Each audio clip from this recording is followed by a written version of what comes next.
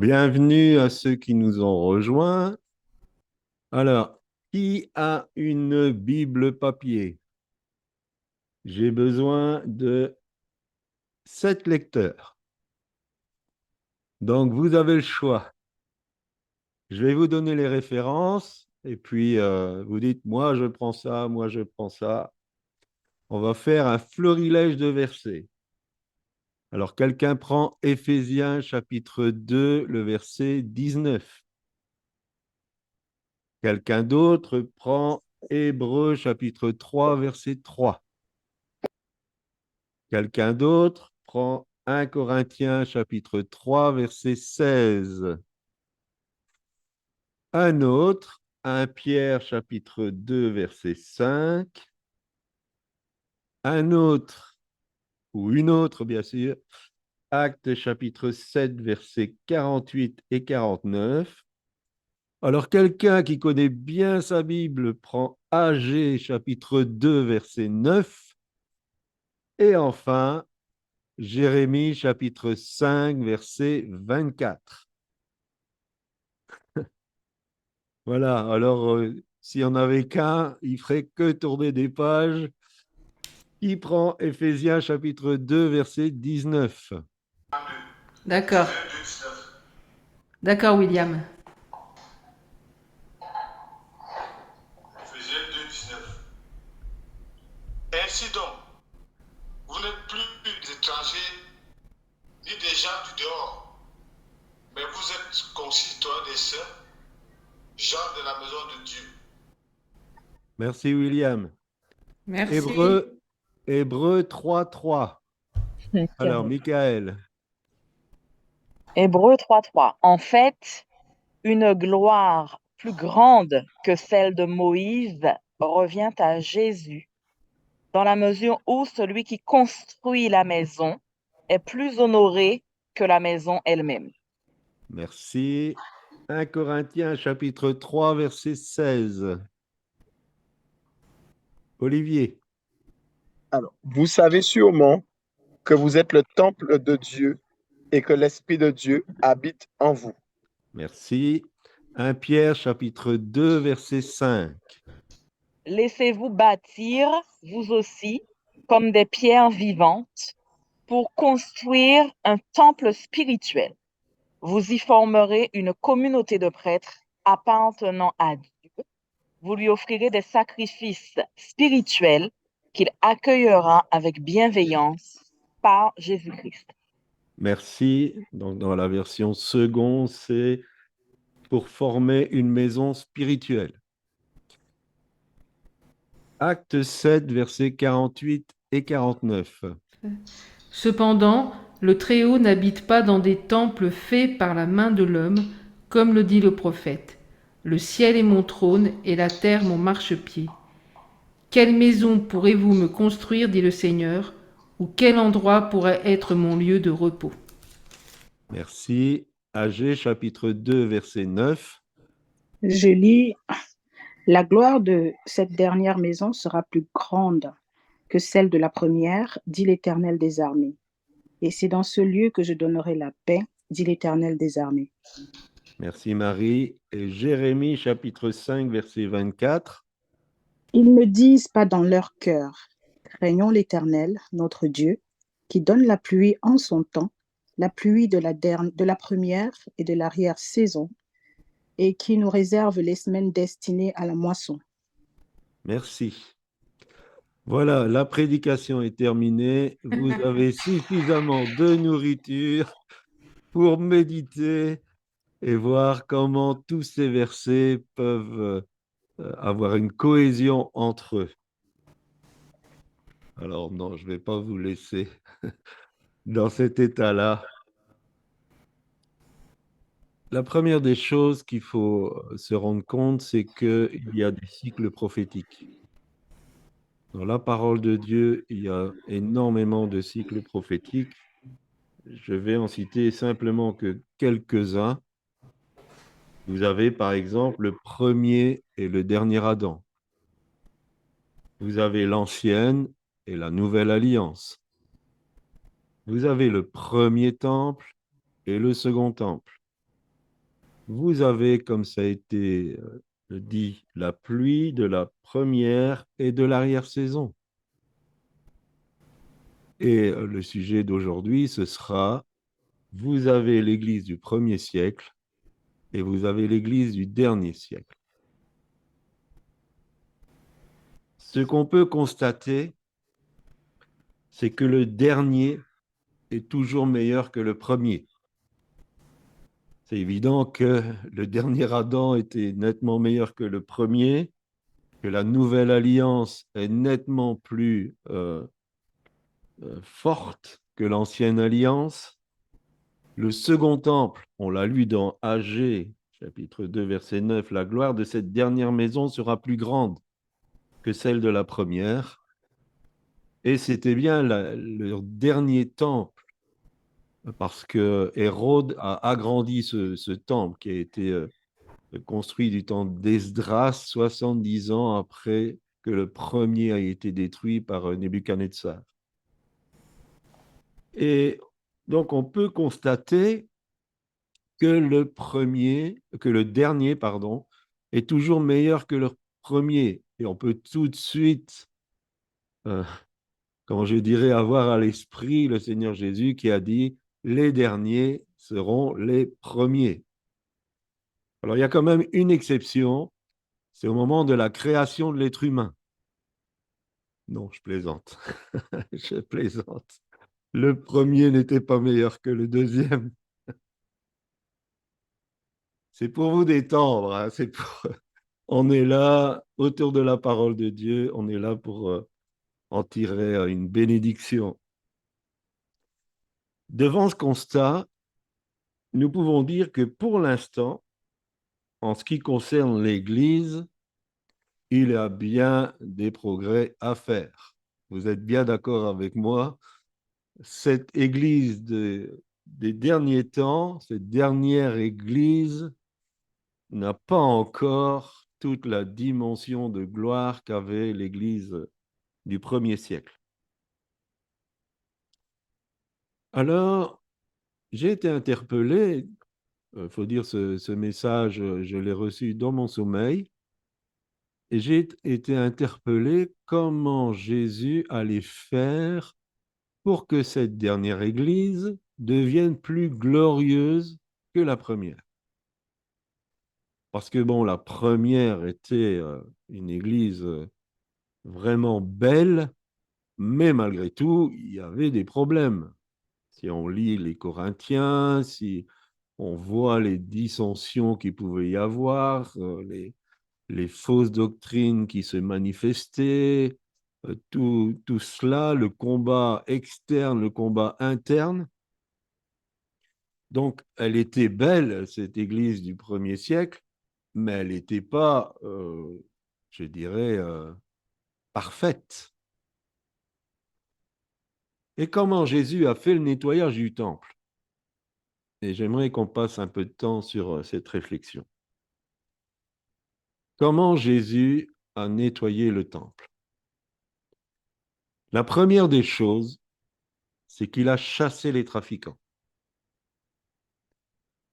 C'est la première des choses qu'il a faites. On peut lire dans Jean chapitre 2, verset 16. Et vous verrez, cet épisode est repris dans les 4 évangiles. C'est très exceptionnel qu'un épisode de la vie de Jésus soit repris dans tous les évangiles. D'où je pense l'importance de voir comment Jésus a fait le nettoyage du temple. Jean chapitre 2, verset 16. Ôtez cela d'ici, ne faites pas de la maison de mon Père une maison de trafic. Et pour ce faire, il a utilisé un fouet. Il s'est fabriqué un fouet. Et le mot fouet, c'est le grec fragélion, et ça peut être traduit aussi par fléau. Alors le fouet est utilisé et était utilisé pour diriger les animaux dans une certaine direction. Donc là, on fait un peu l'enquête. Et pour bien sûr les faire avancer. Le fléau, c'est un instrument qui sert à battre les céréales pour en retirer le grain. Et bien sûr, dans notre langage, le fléau, c'est une catastrophe. Ensuite, il a renversé les tables des changeurs. Matthieu chapitre 21, verset 12, il renversa les tables des changeurs. En fait, dans le temple, il n'aurait dû y avoir que la table des pains de proposition. Et bien sûr, tout de suite, quand on parle de pain, on pense à la parole de Dieu. Donc, on pourrait dire que ces tables remplaçaient la parole de Dieu. Et elles avaient un service bien précis. Et Jésus les a renversées. Retenez tous ces événements, toutes ces choses, parce qu'on va arriver à une application pour nous aujourd'hui. Matthieu 21, 13, troisième chose, il a redéfini le but de la maison de Dieu. Il est écrit, ma maison sera appelée une maison de prière.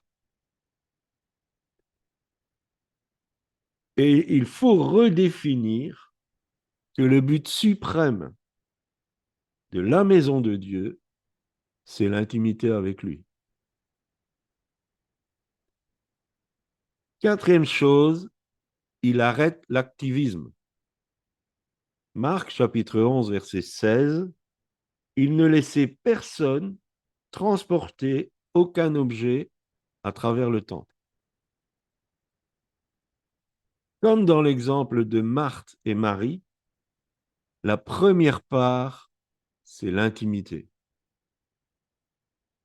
Toute activité qui supplante cette priorité, il va l'arrêter. Jésus l'arrête. Afin que rien ne vienne distraire cette intimité de la maison de prière. Matthieu 21, chapitre 14, Matthieu chapitre 21, verset 14, il manifeste la guérison.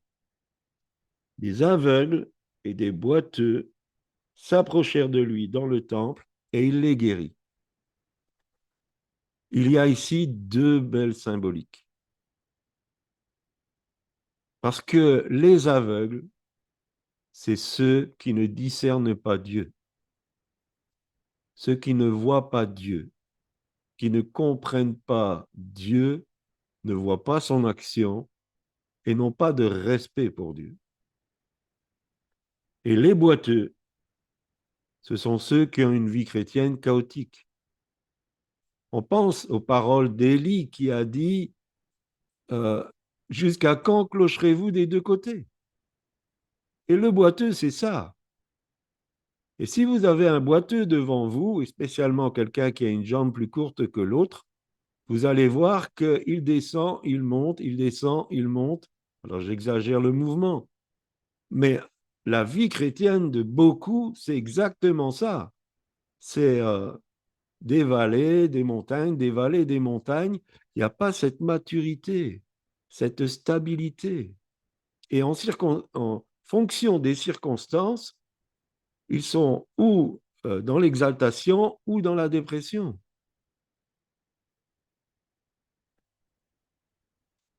Et enfin, Luc 19, verset 47, il rétablit le bon enseignement. Il enseignait tous les jours dans le temple.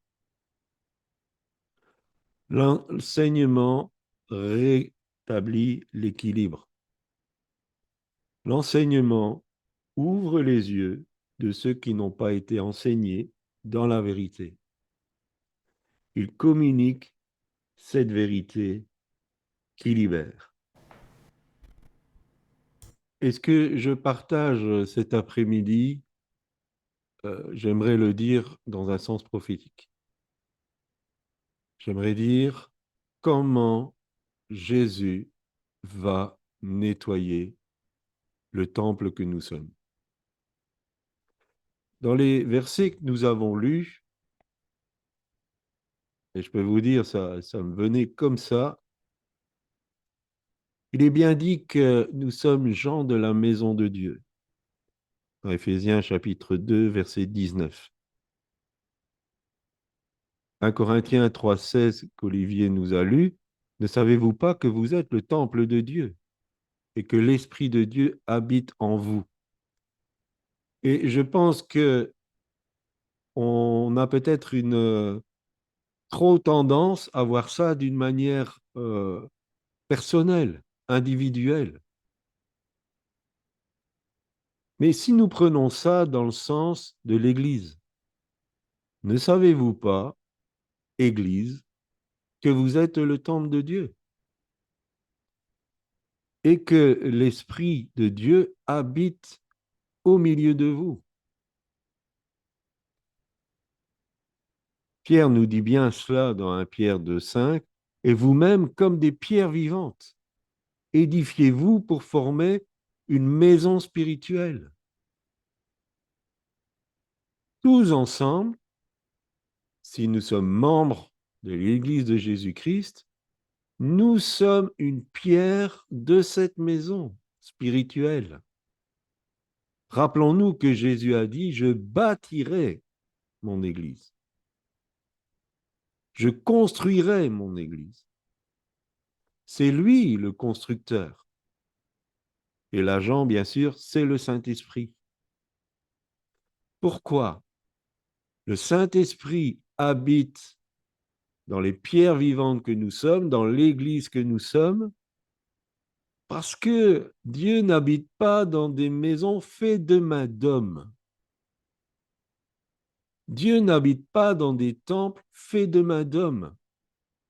Même s'il manifestait sa présence dans le tabernacle, dans le temple, Dieu n'habite pas, c'est très important.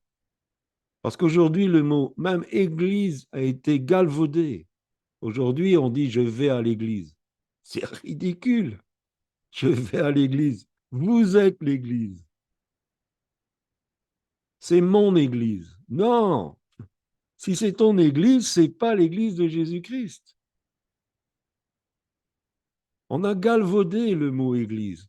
Le mot église, c'est vous, c'est nous, c'est moi, c'est Pasteur Corinne, et vous, chacun d'entre vous qui m'écoutez cet après-midi.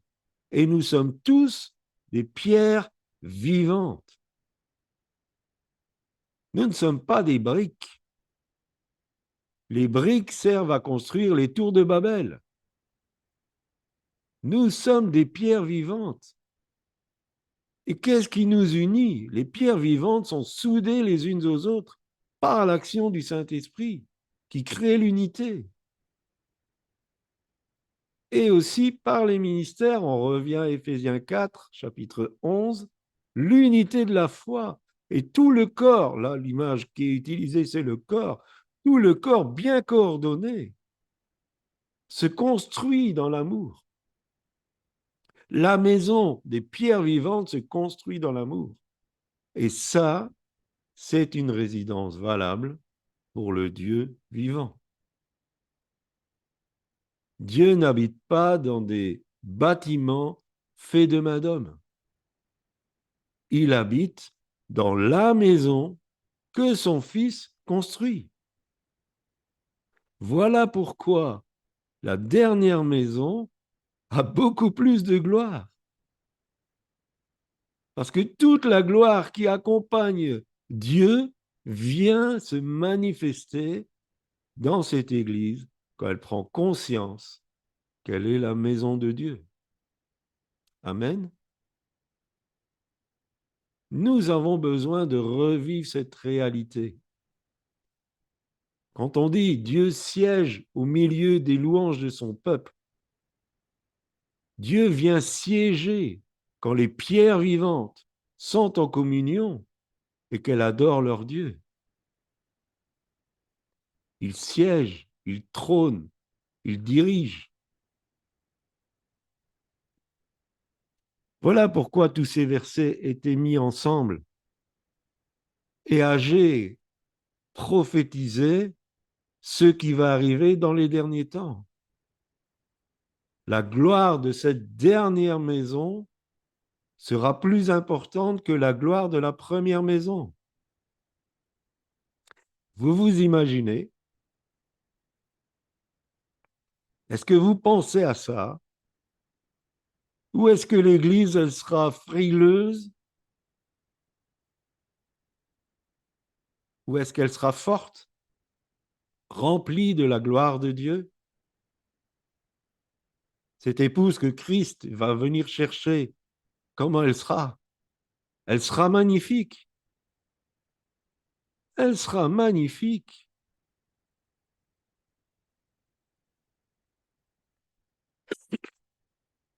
Alors, par rapport à ce que nous avons lu sur Jésus qui nettoie le temple, il est évident que le Seigneur Jésus va faire le ménage. Ça ne peut pas être autrement. Ça ne peut pas être autrement. Si cette deuxième maison doit manifester une gloire plus grande, il est obligé de faire le ménage.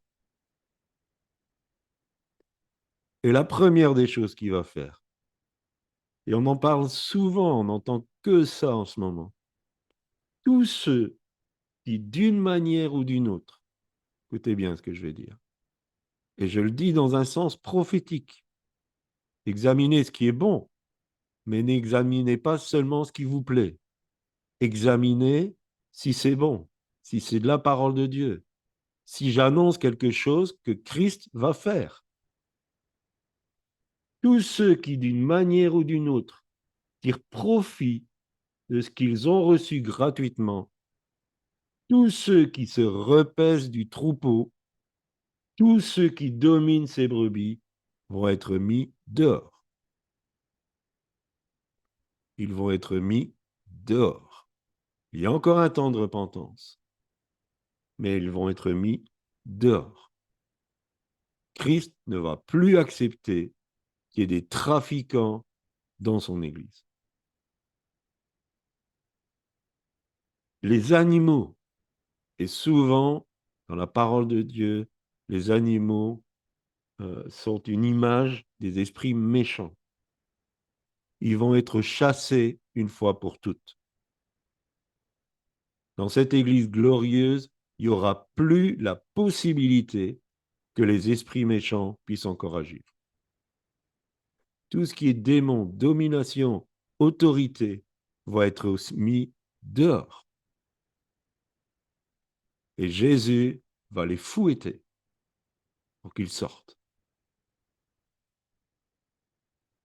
Chaque enfant de Dieu va être battu pour que le grain soit séparé de l'inutile. Chacun d'entre nous, nous allons passer sous ce fléau pour que le grain soit extrait de tout ce qui est inutile. Parce que la paille, c'est pour le feu. Dieu tient que le grain. Des événements fâcheux, et là c'est même plus prophétique, des événements fâcheux vont détruire toute impiété de son Église. Et aujourd'hui, tous les jours, nous entendons catastrophes, tremblements de terre, cyclones, des volcans qui se réveillent, des tueries. La vie humaine, elle a plus de valeur sur cette terre. On tue pour un oui, pour un non. Et ce que j'aime, il va renverser les autels à Mammon. Il va renverser les autels à Mammon. Le dieu argent, mais aussi l'utilisation de la parole pour tordre le sens, afin de promouvoir la réalisation du moi. Ça, c'est Mammon. Les tables des changeurs Ça, c'est mammon. C'est utiliser la parole de Dieu, en tordre le sens pour un profit d'argent, mais aussi pour la réalisation du moi. Et si vous entendez des enseignements, c'est incroyable. Comment on tord le sens de la parole pour que le moi, il ne meure pas, au contraire, qu'il prenne de la force, qu'il domine les autres. Voilà la première des choses que Jésus va faire dans la maison de Dieu que nous sommes. La deuxième des choses, il va avoir un retour massif à la prière. Il va y avoir un retour massif à la prière. La prière va se développer fortement avec une onction de révélation et une puissance que nous n'avons pas encore vue aujourd'hui. Cette puissance qui s'est manifestée dans Acte 4, quand il priait, tout a tremblé. Cette puissance qui s'est manifestée quand Josué a demandé que le soleil arrête dans sa course. Cette puissance qu'il y avait dans la prière pour faire tomber le feu du ciel. On va retrouver cela dans l'Église. Mais il y aura un retour massif à la prière. La troisième des choses, et après je vous laisserai réagir, il y aura un service de Dieu fructueux. Les enfants de Dieu vont pratiquer que les œuvres bonnes préparées d'avance. Tout ce qui n'est pas ces œuvres préparées d'avance par Dieu, ils vont les abandonner. Justement, pour que l'activité ne prenne pas le pied sur l'intimité. Nous préférons passer des jours en prière et avoir des bonnes œuvres sur l'élan du Saint-Esprit que de passer des jours à faire des activités et avoir de temps en temps des temps de prière. C'est pour cela que les actions seront beaucoup plus fructueuses. Parce que tout va se faire dans la présence et dans la volonté de Dieu. Cette intimité donnera une nouvelle compréhension des secrets de Dieu. Parce que dans cette intimité, Dieu va révéler ses secrets. Et pas seulement à ses prophètes, mais à tous ceux qui seront dans cette intimité. Dieu va leur parler de ses secrets. Et il va donner des secrets pour vivre dans cette gloire. Est-ce que vous avez des réactions par rapport à ça? Je ne voudrais pas donner l'impression de faire un monologue. Oui, je voulais confirmer un peu la parole que vous avez dit là par rapport à l'Église. Parce que, quand vous avez dit que nous sommes l'Église et non les bâtiments, déjà le verset de Matthieu 18, le verset 20, qui nous dit, car là où deux ou trois sont assemblés en mon nom, je suis au milieu d'eux. Ça veut dire que c'est notre présence. Dieu vient quand nous sommes réunis.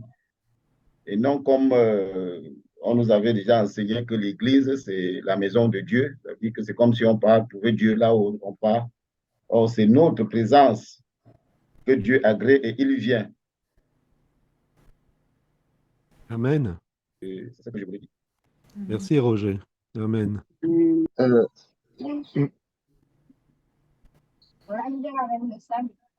je voulais aussi réagir parce que par rapport à ce que vous avez dit sur l'orgueil et sur l'amour de l'argent. Et c'est vrai que quand on regarde très souvent les deux sont pratiquement toujours liés. C'est-à-dire que là, on va retrouver de l'orgueil, on va retrouver aussi l'appât du gain et l'amour de l'argent, et inversement, en fait. Et quand on regarde la parole de Dieu, on se rend compte que le premier péché, en fait, c'était ça, hein, c'était un péché Mm. d'orgueil. D'ailleurs, c'était le péché de Satan. Mm. Et parallèlement, la Bible nous dit aussi que l'amour de l'argent, c'est la racine de tous les maux. Mm. Donc, je pense que les deux sont vraiment intimement liés, et malheureusement, c'est vrai qu'on retrouve ça beaucoup, en fait, dans l'Église.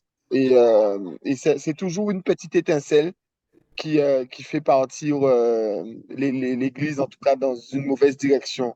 Souvent, c'est soit une racine d'orgueil, soit l'amour de l'argent qui est là et qui va développer. En fait, l'un développe l'autre. Oui. L'un nourrit l'autre, en fait. Voilà, je voulais réagir là-dessus parce que c'est vrai que aborder le sujet sous cet angle-là, effectivement, j'en discutais avec mon épouse il n'y a pas très longtemps. On peut pas, c'est rare d'avoir l'un sans l'autre. Mm. En général, l'un nourrit l'autre, en fait. Oui. Le pouvoir, le pouvoir. Tout à fait, tout à fait. La synthèse des deux, c'est ça, c'est le pouvoir. D'autres réactions? Donc, ma question, c'est au sujet de l'Église. Donc, nous avons bien compris que l'Église, ce n'est pas un bâtiment, mais c'est chacun des personnes qui l'ont reçu la nouvelle naissance. Vous me corrigez si je me trompe à quelque part. Donc, ma question, c'était, il y a un verset dans la Bible dont il est écrit, personne n'abandonne la communauté. Je ne me souviens pas précise le verset. Abandonnez pas votre assemblée, voilà. Voilà. Donc, ma question, c'était, si, bien entendu, chacun de nous qui sont croyantes et qui ont reçu la nouvelle naissance sont l'Église, pourquoi on a tellement d'assemblées, justement, qui se rassemblent ensemble dans un bâtiment par le monde, et pourquoi, comme ça s'explique, le verset que je viens de mentionner. Merci. Alors, disons qu'il ne faut pas faire dire à ce verset ce qu'il ne veut pas dire. D'abord, l'assemblée, quand on parle d'une communauté locale, ce n'est qu'une partie de l'Église. Ce n'est pas l'Église, c'est une partie visible. En fait, c'est limité parce que c'est dans l'espace et dans le temps. Donc, cette vision de l'Église, elle est limitée parce qu'elle est limitée dans le temps et l'espace. Donc, quitter son assemblée, ce n'est pas quitter l'Église. En fait, quand on remet dans le contexte, c'est dans Hébreux 12, quand on remet dans le contexte, c'est que c'était devenu l'habitude de certains d'abandonner leur communauté, c'est-à-dire qu'ils s'en lavaient les mains. Ils n'adhéraient plus à ce que l'Assemblée avait comme vision, ils n'aidaient plus. Ça ne veut pas dire qu'ils étaient absents physiquement, mais spirituellement, ils n'étaient plus en accord. Et quelque part, c'est ça, abandonner son assemblée, c'est que spirituellement, on n'est plus en accord. Ce qui est la vision de la communauté, on l'a perdue. Et souvent d'ailleurs par individualisme. Après, je pense aussi que ceux qui se retirent complètement de l'Église, sous quelque façon qu'elle se manifeste, se mettent en tout cas grandement en danger. De la même manière que si je coupe mon pouce, je le mets là, pendant encore un temps, il va rester correct et puis il va pourrir. Donc, maintenant, une mauvaise utilisation de ce verset, c'est de dire si tu quittes notre assemblée, tu es en désobéissance. Non, parce que Dieu peut nous envoyer dans un autre groupe où là, nous aurons la nourriture qui nous est devenue nécessaire, où nous allons pouvoir évoluer dans l'appel que Dieu nous a donné. Donc, n'abandonnez pas votre assemblée, ce n'est pas un verset qu'on doit dire si tu pars d'ici, tu es en désobéissance, et de jeter sur l'anathème, souvent, c'est ce que il se fait dans les églises. On dit maintenant ils sont perdus, ils sont maudits et tout ça. Or, non. Euh, Nous, on dit à un moment donné, Élie était au torrent de Kérit, et après, le torrent de Kérit s'est asséché. Donc, quelquefois, on peut être à un endroit, mais après, ça s'assèche. C'est-à-dire que ce qu'on a besoin spirituellement, on ne le reçoit plus. Et Dieu nous a préparé un Sarepta. Si on reste accroché à Kérit, on va mourir. On s'endormir, en tout cas, spirituellement. Donc, il faut partir vers Sarepta. Bon, bien sûr, ça se fait devant Dieu. Ça ne se fait pas sur un coup de colère, malheureusement, souvent c'est sur un coup de colère, parce qu'il y a quelque chose qu'on n'apprécie pas, on nous a disciplinés un peu et puis on dit non, je m'en vais ailleurs. C'est pas une bonne chose non plus. Et quelquefois, et malheureusement, quand c'est quelquefois le problème des pasteurs, bon, j'espère qu'ils m'en voudront pas, mais c'est mon église, donc c'est ma brebis. Si elle s'en va, ça va pas. Alors, je pense que si on a vraiment le cœur pastoral, on va dire oui, je te laisse aller en paix. Je sens que pour toi, va là dans cette communauté parce que là, tu vas pouvoir progresser dans ton appel. Et comme chaque communauté a sa propre vision, a sa propre identité, on peut coller à cette identité pendant un moment. Et après, on a besoin d'aller dans une communauté qui a une autre identité. Voilà, j'espère avoir répondu à la question. Ima, j'ai débordé un peu, mais c'est très réducteur de prendre ce verset pour dire non, tu restes là, hein, jusqu'à la mort, hein, tu restes là. Quatrième chose, on verra un peu plus tard, la guérison va se manifester à grande échelle. La guérison va se manifester à grande échelle. Alors bien sûr, guérison physique, et je peux dire, ça va tomber à point nommé, parce que même dans les pays industrialisés, l'accès aux soins devient de plus en plus compliqué. Euh, Malheureusement, dans le tiers-monde, c'est quelque chose qu'ils connaissent depuis de nombreuses et nombreuses décennies, mais même maintenant dans les pays industrialisés, et ça va devenir de plus en plus compliqué. Et on ne sera plus bien soigné, parce que les personnes qui sont là pour donner des soins ont de moins en moins d'humanité. Et ils ont de plus en plus l'argent, l'amour de l'argent. Nous sommes confrontés, Pasteur Corinne et moi-même, à ce phénomène. Et on ne soigne plus. On te propose une facture énorme pour commencer éventuellement à te soulager un peu. Et ça va se généraliser. Donc la guérison physique à grande échelle va être bénie. Et je crois que ce sera un témoignage. Ce sera un témoignage pour le monde.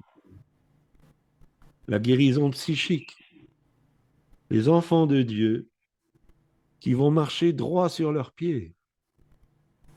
Ils ne seront plus sujets aux environnements, aux circonstances. Ils seront debout sur leurs pieds, fermes, remplis de la puissance du Saint-Esprit. Ils auront comment je dirais, émotionnellement, ils seront forts. Ils seront forts, prêts à braver toute chose. Et la guérison spirituelle. Les enfants de Dieu seront remplis de la vérité de la parole de Dieu. Les membres de cette église de la gloire de la dernière maison ne vont plus écouter quelque chose qui est frelaté. Ça ne les intéressera plus. Ils seront attachés à la vérité. Il y aura un attachement. Et rappelons-nous, Paul qui a dit, ils n'ont pas l'amour de la vérité. Ça ne les intéresse pas, la vérité. Mais ceux-là aimeront la vérité. Ils voudront rien d'autre. On pourra leur raconter n'importe quel bobard. Ils seront plus emportés à tout vent de doctrine.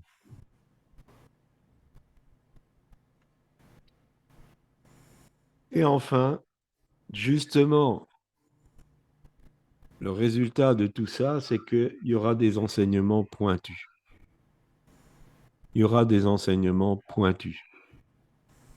La collégialité des ministères que nous prônons, que nous sommes convaincus que c'est la main de Dieu, c'est la solution de Dieu, donnera un enseignement complet et sans mélange.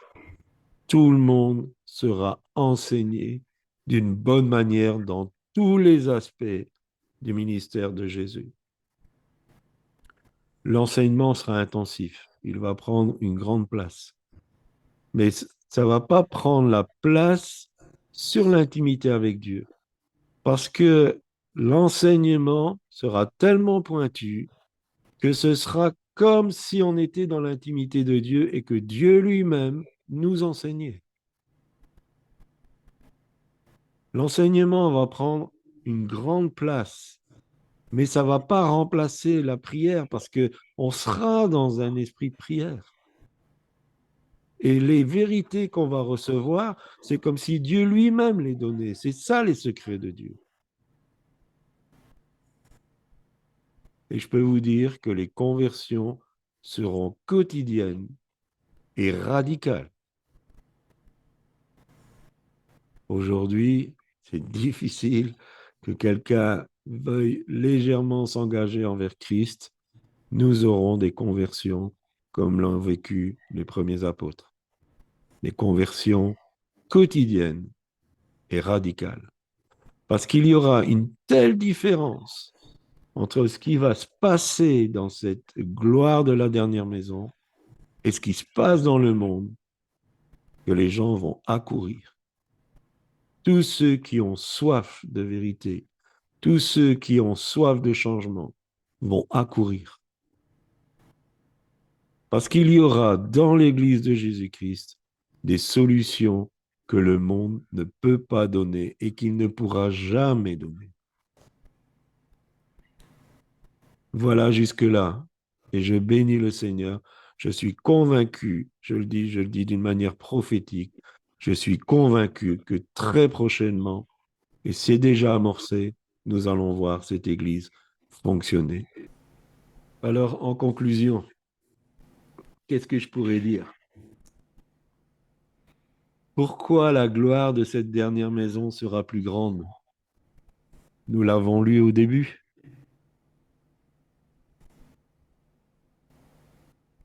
Alors que je retrouve Hébreux 3:3. En fait, une gloire plus grande que celle de Moïse revient à Jésus. Dans la mesure où celui qui construit la maison est plus honoré que la maison elle-même. C'est Jésus qui construit cette maison avec l'action du Saint-Esprit. Et il est plus honoré que nous. Et c'est ce que nous voulons. Nous voulons que notre roi soit plus honoré. Et voilà pourquoi cette gloire, elle sera plus grande. Parce que ce sera la maison du Seigneur Jésus. Ce sera plus l'église Tartampion, l'église charismatique, tout ce que vous voulez. Ce sera l'église de Jésus-Christ, dans toute sa splendeur, l'épouse de l'époux. Elle sera le reflet exact de la gloire attribuée à Christ. Elle va refléter cette gloire.